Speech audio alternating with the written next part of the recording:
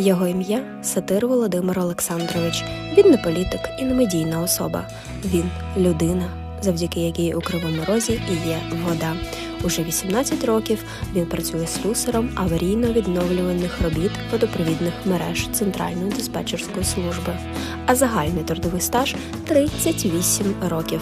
Саме він виходив на найважчі аварії на магістральні водогони 1000-1200 мм.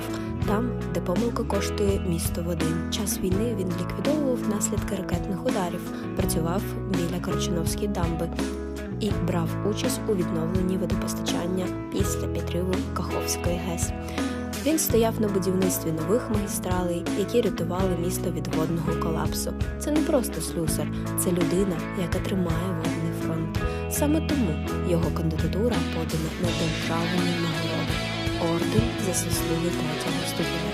Кривий Ріг стоїть на таких людях.